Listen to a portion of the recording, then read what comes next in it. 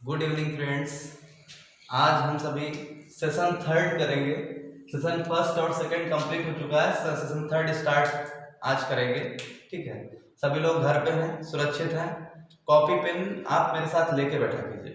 Copy pen अगर आप लेके बैठेंगे तो उसको आपको काफ़ी अच्छा रहेगा। कॉपी पेन लेके बैठेंगे और फटाफट से नोट करते जाएंगे। जहाँ पे भी आप जब सारे वोकैब्स जॉट डाउन करेंगे तो जहाँ पे भी आपको कोई भी क्वेरी आती है तो उस क्वेरी को आप तुरंत कमेंट सेक्शन पे लिख के भेजेंगे और हमसे सॉर्ट आउट करेंगे। ठीक है, हमसे अच्छे से आपको समझा देंगे।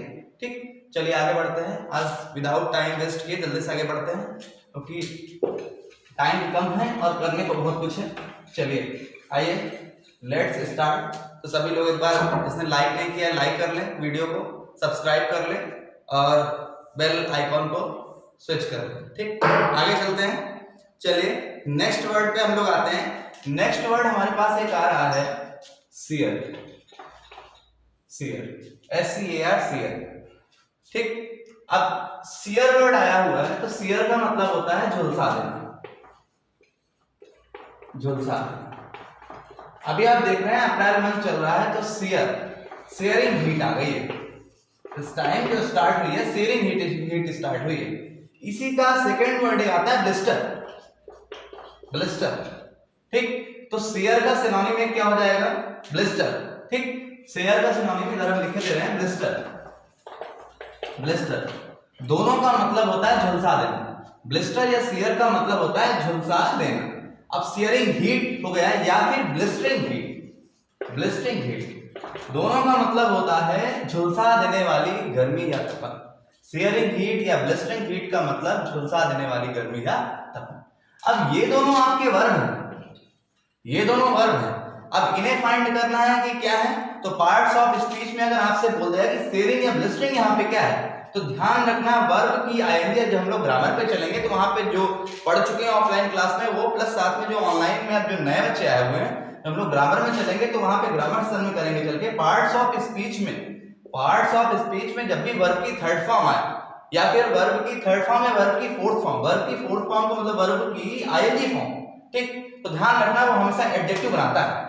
और एडजेक्टिव क्या होता है? जो नो एक्शन के पहले आता है वो क्या होता है? एडजेक्टिव। आपको डेफिनेशन नहीं रटनी है कि नाउन को क्वालिफाई करे, प्रोनाउन क्वालिफाई करे, ये सब फालतू की चीजें आपको नहीं रखनी है। आपको सिर्फ इतना ध्यान में रखना है कि जो भी नो एक्शन के पहले आए वो क्या होता है? एडजेक्टिव होता है। ठीक, तो सीयर या ब्लिस्टर का मतलब झुलसा देना, सीयरिंग हीट या ब्लिस्टरिंग हीट का मतलब झुलसा देने वाली गर्मी। अब इसी के लिए अगर एक दो सिनोनिम इसी में और आते हैं इसी की फैमिली में, सभी का नोट हो गया। चलिए दो और आते हैं। एक आता है स्कॉर्चिंग समर,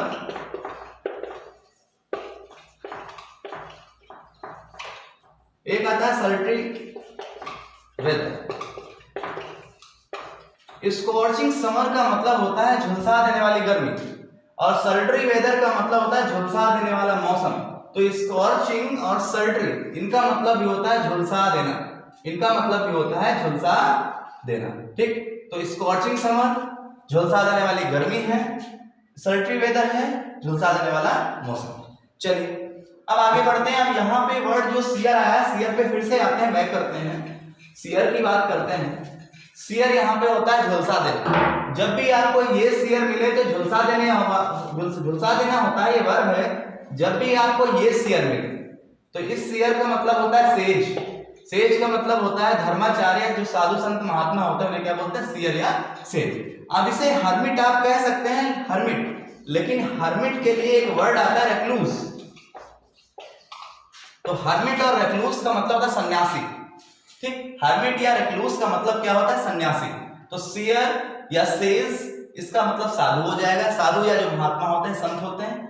हर्मिट या रेक्लूस का मतलब क्या हो जाएगा? सन्यासी। ठीक, अब इसी से आप वर्ड एक पढ़ चुके हैं, एस्केटिक लाइफ। एस्केटिक लाइफ, तो लाइफ का मतलब होता है जिंदगी और एस्केटिक क्या हो जाएगा? बहुत ही सन्यासियों वाली जिंदगी। जैसे आपके लिए स्टूडेंट के लिए जो इस समय प्रिपरेशन कर रहे हैं, ड्यूरिंग प्रिपरेशन आपको कैसी you should be spend ascetic life, मतलब आप कैसी लाइफ स्पेंड करनी है? एस्केटिक लाइफ मतलब साधु सन्यासी वाली जिंदगी। मोबाइल से, लेकिन आजकल जमाना ऐसा है कि मोबाइल बहुत जरूरी है, बिना मोबाइल कुछ होने वाला नहीं है ना। एक बार पानी नहीं मिले, लेकिन अगर मोबाइल खो जाएगा, मोबाइल नहीं मिलेगा तो जिंदगी वहां से खत्म हो जाएगी ना, क्योंकि एस्केटिक लाइफ, अब वहां पे मोबाइल को नहीं रखते हैं, मोबाइल को अब क्या करते हैं, मोबाइल को हटा देते हैं, बैरिंग मोबाइल और सारी चीजें क्या है आपके लिए, एस्केटिक लाइफ है। ठीक है, अभी आपको ज्यादा बहुत लग्जूरियस लाइफ नहीं स्पेंड करनी है, आपको एस्केटिक लाइफ है, you should spend ascetic life. चलिए आगे चलते हैं, तो साधु सन्यासियों वाली जिंदगी। आगे चलते हैं, सियर है, सेज है।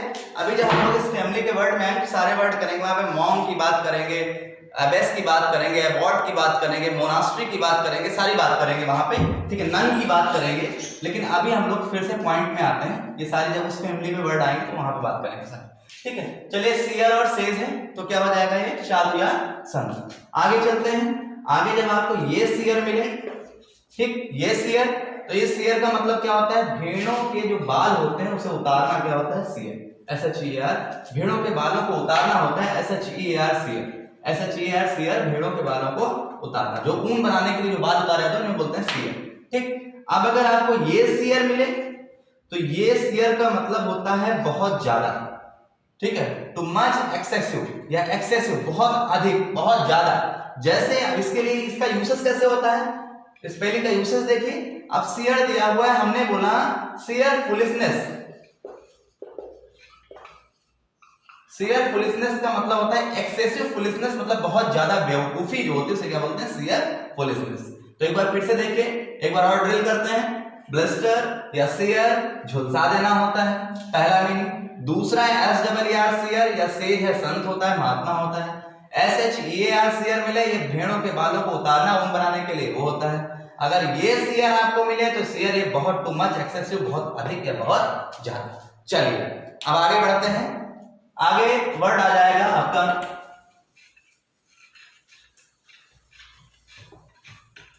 थर्ड वर्ड जो आपका आया हुआ है वो आया हुआ है सोर, SOAR सोर। ठीक, थर्ड वर्ड क्या आया हुआ है आपका, सोर, SOAR सोर। जब भी आपको SOAR सोर मिलेगा तो सोर के लिए वर्ड आता है हाइट, हाइट के लिए आता है स्पाइरल, स्पाइरल के लिए आता है स्काई रॉकेट, स्काई रॉकेट। ठीक, तो सोर है, हाइट है, स्पाइरल है, स्काई रॉकेट है, और इसी के लिए एक वर्ड आता है गो नॉर्थ। सबका मतलब होता है बढ़ना, जैसे सोरिंग प्राइस ऑफ पेट्रोल, मतलब पेट्रोल के बढ़ रहे दाम। ठीक, हाइट, सोर, हाइट, स्पाइरल, स्काई रॉकेट, गो नॉर्थ, सबका मतलब होता है बढ़ना। और गो नॉर्थ बेसिकली एडियम आता है, आप देखते हैं डायरेक्शंस फोर्स होती हैं, 4 डायरेक्शंस होती हैं, जब आप ऊपर देखते हैं, ऊपर जाते हैं तो नॉर्थ होती है, ये नॉर्थ होती है। ठीक है, और ये आपके नीचे क्या होती है, साउथ होती है, ये क्या होती है, ईस्ट होती है, ये क्या होती है, वेस्ट होती है। तो जब भी आप ऊपर की तरफ जाते हैं तो बोलते हैं गो नॉर्थ, मतलब ऊपर की तरफ आप जा रहे हैं। अब इसी का अगर आपको एंटोनिम करना है तो इसी का एंटोनिम के लिए एक इडियम आता है गो साउथ, इधर लिख देते हैं गो साउथ, गो साउथ। ठीक, अब गो साउथ की बात करेंगे तो नॉर्थ में तो ऊपर जा रहे थे तो हाइट हो रहा था, अब नीचे जाएंगे तो किस में जा रहे हैं आप, साउथ में जा रहे हैं। ठीक, तो साउथ का मतलब नीचे, मतलब कम होना, गो साउथ का मतलब क्या हो जाएगा, कम होना। तो सोर है, हाइट है, स्पाइरल है, स्काई रॉकेट है, गो नॉर्थ है, सबका मतलब बढ़ना, ऊपर जाना, और गो साउथ है तो नीचे होना, ये कम होना। ठीक, चलिए अब आगे बढ़ते हैं, अब सोर की ही बात करेंगे। अगर आपको ये सोर मिला हुआ है, अगर आपको ये सोर मिला हुआ है, इसका मतलब होता है हाइट, बढ़ना, बढ़ना। ठीक, अगर ये सोर मिला है तो इसका मतलब क्या है, बढ़ना, हाइट। अगर आपको ये सोर मिले,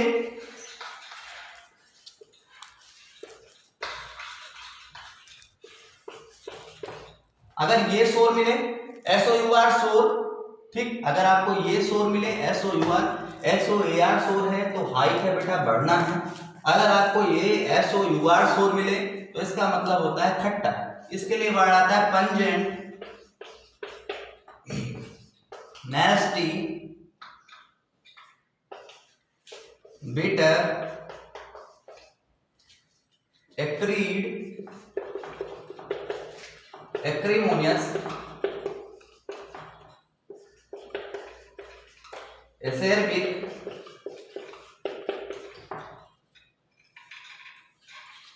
ठीक, सबका मतलब होता है खट्टा, खट्टा या तीखा या अम्लीय। सोर, पंजेंट, नेस्टी, बिटर, एक्रीड, एक्रीमोनियस, एसेरिक, सबका मतलब होता है तीखा या अम्लीय। अब जैसे आपके रिलेशंस में देखा आपने बोला कि हमारी मौसी के साथ हमारे बहुत एक्रीमोनियस रिलेशन हुए हैं। इसका मतलब क्या है? हमारी मौसी के साथ हमारे बहुत ही खराब या तीखे संबंध हुए हैं। हमारे फ्रेंड के साथ बहुत एक्रीमोनियस हमेशा रिलेशंस के लिए आए, ध्यान रखिएगा, एक्रीमोनियस रिलेशन। हमारे फ्रेंड के साथ हमारे रिलेशन एक्रीमोनियस रिलेशन हो गए तो क्या हो जाएगा? तीखा या अम्लीय। चलिए, तो शोर है, पंजेंट है, नेस्टी है, बिटर है, एक्रीड है, एक्रीमोनियस है, एसेरिक है, तीखा या अम्लीय। अब चलिए, अब थर्ड नोट हो गया बेटा, आगे बढ़ते हैं। अब हम लोग किसकी बात करेंगे? तीसरे शोर की बात करेंगे। अब जब आपको ये शोर मिले, ये शोर, तो ये शोर वाउंड के लिए आता है।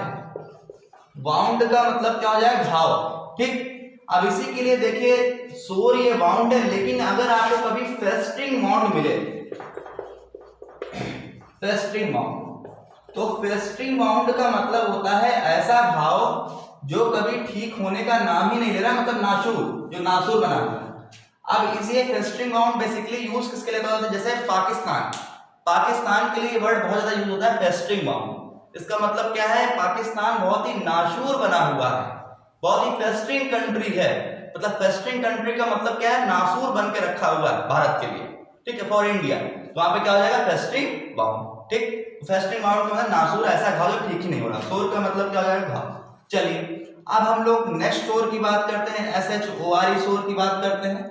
तो जब भी आपको ये शोर मिले तो ये शोर क्या हो जाएगा? हार्बर, पोर्ट, बीच, मूर, मैरीटाइम,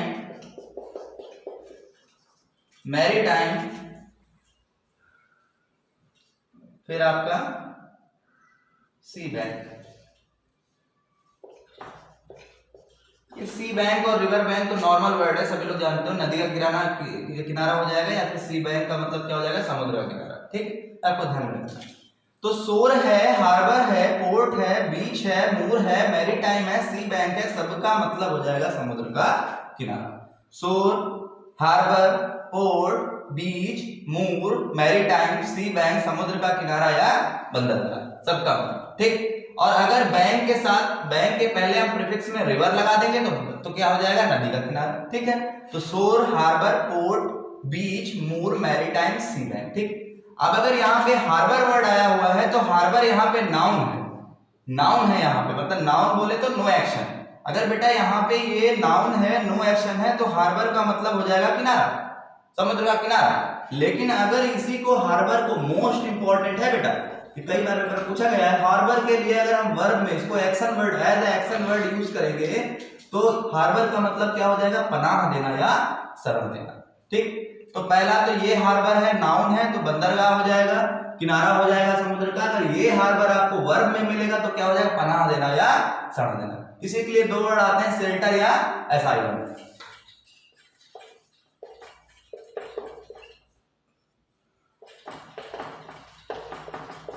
नोट कर लीजिए, शेल्टर या असाइलम, ठीक।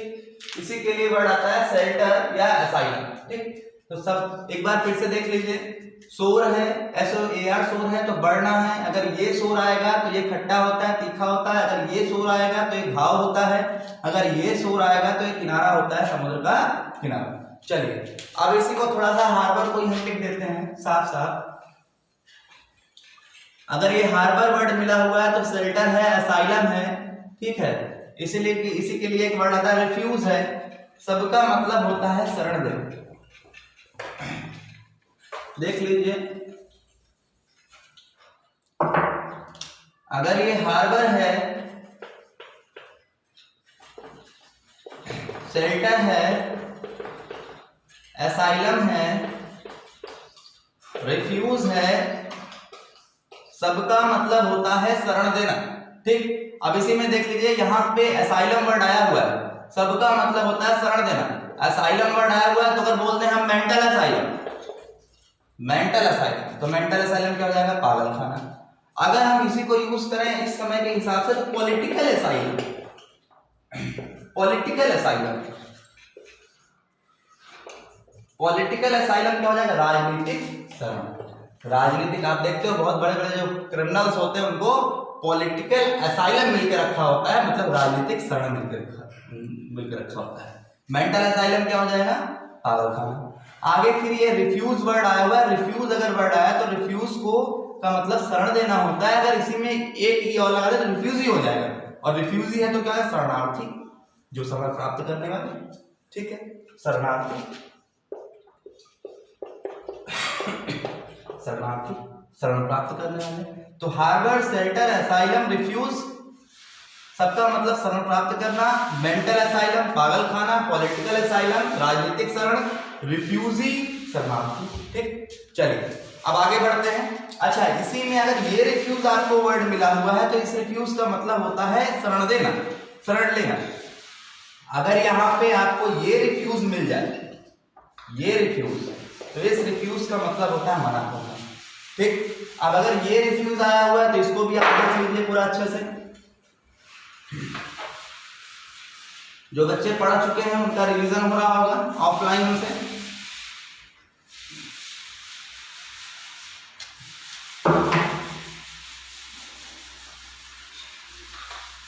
अगर यहाँ पे ये रिफ्यूज आया हुआ है, ये रिफ्यूज, तो इसके लिए वर्ड आता है डिनाई, फिर क्या आता है? डिफाई, फिर क्या आता है? डिक्लाइन।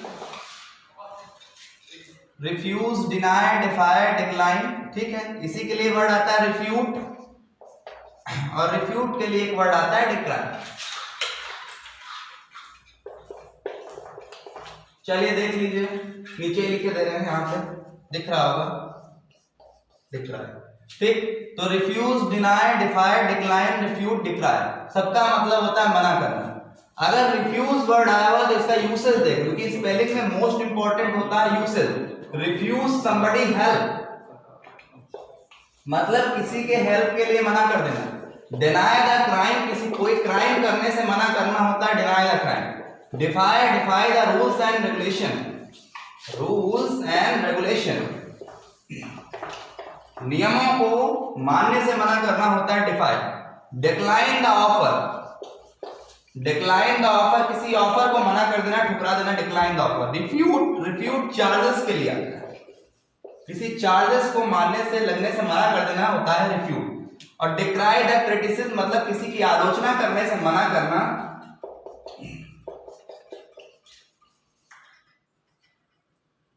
हो जाएगा आपका डिक्राई। सबका मतलब होता है मना करना, ना मानना, अवहेलना करना। सबका मतलब मना करना, ना मानना, अवहेलना करना। ठीक, refuse somebody help, refuse somebody help, किसी की मदद करने से मना करना। डिनाई द क्राइम, क्राइम करने से मना करना। Defy the rules and regulation, नियमों को मानने से मना कर देना। डिक्लाइन द ऑफर, किसी ऑफर को ठुकरा देना, ना मानना, अवहेलना करना। रिफ्यूट द चार्जेस, किसी चार्जेस को लगने से मना कर देना। Decry the criticism, decry the criticism हो जाएगा किसी की आलोचना करने से मना कर देना, क्या हो जाएगा? डिक्राई। और सबका मतलब बेटा होता है मना करना। ठीक, अब इसी का आपसे अगर एंटोनिम पूछ ले तो क्या करोगे? इतना नोट हो गया सभी का, आगे बढ़ते हैं। अब इसी का अगर आपसे एंटोनिम पूछ ले तो क्या हो जाएगा? कल आपने शायद पढ़ा था, थोड़ी सी आपको झलक मिली थी। अवॉइड के साथ क्या लग जाएगा? बाय। कन्फर्म के साथ क्या लग जाएगा? टू। और कंप्लाई के साथ क्या लगता है? विथ। अब फिर हम आपको कल भी बताया था और आज हम आपको बार बार बता रहे हैं कि इंग्लिश सब पढ़ते हैं, लेकिन आपको परफेक्शन लाने के लिए उस पे वर्क करना है जो पेपर में बहुत ज्यादा पूछा जा रहा है, और जहां पे 95% से 98% लड़के जहां धराशायी हो जाते हैं, वो उस चीज को पकड़ ही नहीं पाते जहां पे मेन उसको रोल प्ले करना होता है, जहां पे मेन चीज आपको उठानी होती है। लड़का सिर्फ पढ़ता वो है जो सब पढ़ाते हैं, ठीक है, और जो चीजें छूट जाती है वही पेपर में आती है, और बाद में ये आता है पेपर बहुत टफ आ गया। इंग्लिश कहीं से कोई भी टफ नहीं आती, इंग्लिश बहुत ईजी आती है, बस आपके लेवल की, आप इस लेवल तैयारी कर रहे हो और अगली बार पेपर में ये लेवल आ गया, क्या करोगे? ठीक, क्योंकि लेवल तो आप वही पढ़ते हो ना। अवॉइड, कन्फर्म, कंप्लाई सबने पढ़ा, सबका मतलब होता है मान लेना। लेकिन अवॉइड के साथ कौन सी प्रीपोजिशन लग रही है? बाय। तो कल भी हमने आपको बताया था gone are the days of in and on. अब ये जमाने चले गए, अभी आपको जब प्रीपोजिशन हम पढ़ाएंगे तो प्रीपोजिशन आप पढ़ेंगे पूरा फिगर से हम आपको प्रीपोजिशन पढ़ाएंगे, ठीक है। तो अब आपको क्या है, किसे फोकस करना है, कौन सी वर्ब कौन सा प्रीपोजिशन ले रही है, आपको ये फोकस करना है, कौन सा नाउन कौन सा प्रीपोजिशन ले रहा है। तो avoid followed by, comply to, comply with, conform to. फिर से देखिए, अवॉइड के साथ बाय, कन्फॉर्म के साथ टू, कंप्लाई के साथ विथ। सबका मतलब होता है मान लेना, सबका मतलब क्या होता है, मान लेना। क्या होता है, मान लेना, ठीक। चलिए अब आगे एक वर्ड देखते हैं, एक वर्ड आगे देख लेते हैं। वर्ड क्या आ रहा है, वर्ड आ रहा है कैलस। कैलस, अगर ये कैलस आया हुआ है, अगर ये कैलस आया हुआ तो इसका मतलब होता है dead skin, dead skin of nails. मतलब नाखून की जो डेड स्किन होती है उसे क्या बोलते हैं, कैलस। अब कंफ्यूज नहीं होएगा, ये कैलस दूसरा है। अगर ये कैलस अगर आपको मिला हुआ है तो इस कैलस का मतलब होता है थिक स्किन। अगर थिक स्किन है तो हो जाएगा इनसेंसिटिव। कैलस है, थिक स्किन है, इनसेंसिटिव। कैलस है, थिक स्किन है, इनसेंसिटिव। सबका मतलब होता है जो संवेदनहीन होना, जो संवेदनशील नहीं है। संवेदनहीन, संवेदनहीन मतलब जो संवेदनशील नहीं है। थिक का मतलब मोटा है, स्किन मतलब इसकी मोटी चमड़ी हो गई है, कुछ भी डालो असर नहीं कर रहा है। वही चीज आ रहा है यहाँ पे थिक स्किन। और ध्यान रखना कभी थिक स्किन नहीं करना है, थिक स्किन हमेशा इडियोमैटिक है। तो थिक स्किन, कैलस या फिर इनसेंसिटिव क्या हो जाएगा, संवेदनहीन। अगर ये कैलस आपको मिला है CALLUS कैलस, तो डेड स्किन ऑफ नेल्स, मतलब नेल्स की डेड स्किन, ठीक। अगर इसी का एंटोनिम आपसे पूछ ले तो क्या हो जाएगा, थिन स्किन। क्या हो जाएगा बेटा, थिन स्किन। थिन स्किन का मतलब क्या हो जाएगा, थिन स्किन, ठीक। थिन स्किन का मतलब क्या हो जाएगा, सेंसिटिव। सेंसिटिव का मतलब, सेंसिटिव, सेंसिटिव का मतलब बहुत ज्यादा जो संवेदनशील है। तो कैलस, थिक स्किन, इनसेंसिटिव, संवेदनहीन, थिन स्किन या सेंसिटिव क्या हो जाएगा, संवेदनशील। और अगर ये कैलस मिलेगा तो डेड स्किन ऑफ नेल्स। बस अब आज के लिए इतना ही रखते हैं। सभी लोग जो भी आपको प्रॉब्लम्स हैं, फर्स्ट वीडियो में आप जाइएगा, फर्स्ट वीडियो में कीजिएगा, सेकंड वीडियो आप देखिएगा। जिस भी वीडियो में जहां पे भी आपको कोई भी मीनिंग्स में कोई प्रॉब्लम आ रही है तो आप तुरंत कमेंट में आप कमेंट करेंगे, हम उस वर्ड्स को अच्छे से उसका आपको अच्छे से उसको डिफाइन करेंगे, उस वर्ड को आपको सही से उसको क्लियर करेंगे, ठीक है। जैसे भी जो भी डाउट्स हैं, अगर किसी का कोई भी टॉपिक छूटा हुआ है, किसी कोई टॉपिक पढ़ना है, ग्रामर में कोई टॉपिक है या एडवांस में कोई टॉपिक है या नरेशन है, एक्टिव पैसिव, जैसे एक बच्चे ने हमसे नरेशन बोला था, नरेशन हम पढ़ाएंगे, ठीक है। तो सारे टॉपिक्स आप कमेंट सेक्शन में आप कमेंट कर दीजिए, ठीक है। तो वो टॉपिक्स हम सारे कवर करवा देंगे। तो सभी लोग घर पे रहिए, सुरक्षित रहिए और इंग्लिश के लिए बेफिक्र रहिए। बस केवल आराम से आप हमारे साथ रहिए, इंग्लिश में कोई दिक्कत आपको नहीं है। अपना ख्याल रखिए। Bye bye, take care.